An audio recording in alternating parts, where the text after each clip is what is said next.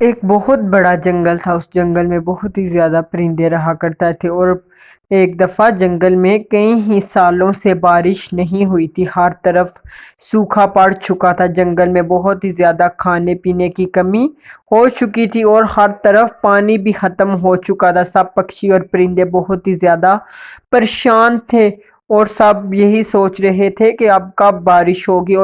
اور اسی جنگل میں ایک کالو کوا بھی رہتا تھا۔ اس کالو کوے کے پاس بہت ہی زیادہ فصل تھی، یعنی کہ وہ ہر سال گندم کی فصل اگایا کرتا تھا اور اس کو مہنگے داموں میں بیچا کیا کرتا تھا۔ پر کالو کوا بہت ہی زیادہ اچھا بھی تھا اور بہت ہی زیادہ برا بھی تھا۔ وہ کسی نہ کسی وقت کسی کے کام آ ہی جایا کرتا تھا۔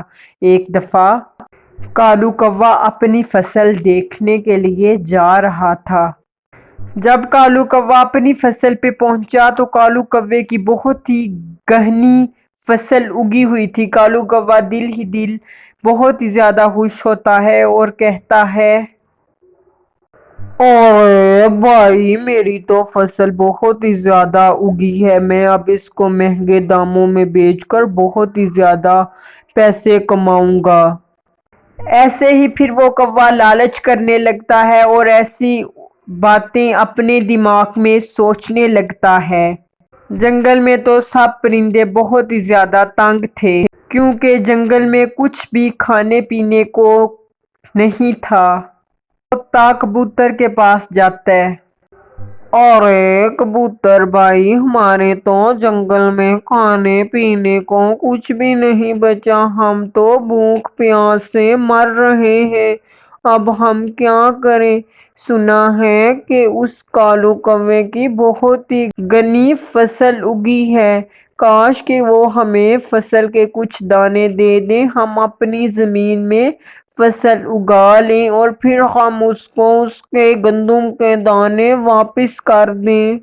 ایسے ہی وہ دونوں آپس میں باتیں کرتے ہیں اور پھر کبوتر طوطے میاں کو جواب دیتا ہے، ارے طوطے بھائی، ہم چڑیا کو بھیجتے ہیں۔ چڑیا نے تو کافی دفعہ کالو کوے کی مدد کی ہے، کیا پتا وہ چڑیا کی بات مان کر چڑیا کو کچھ گندم کے دانے دے دیں، اور پھر وہ گندم کے دانے ہم اپنے جنگل میں اس کی فصل گہری اگائیں گے اور پھر کالو کوے کو واپس کر دیں گے۔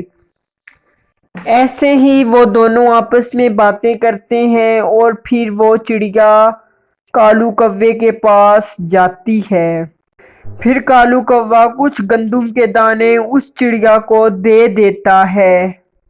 پھر چڑیا وہ گندم کے دانے لے کر چلی جاتی ہے اور ان گندم کے دانوں کو زمین میں گاڑنے لگتی ہے۔ اس کو گندم کے دانے زمین میں بوتے بوتے صبح سے شام ہو جاتی ہے، اور چڑیا بیچاری بہت ہی زیادہ تھک جاتی ہے اور دل ہی دل بہت ہی زیادہ پریشان ہوتی ہے کہ یہ گندم کی فصل میری آئے گی یا نہیں۔ چڑیا کہتی ہے، میں نے تو فصل کو بو دیا، اب اللہ کرے جلدی جلدی فصل اگ جائے۔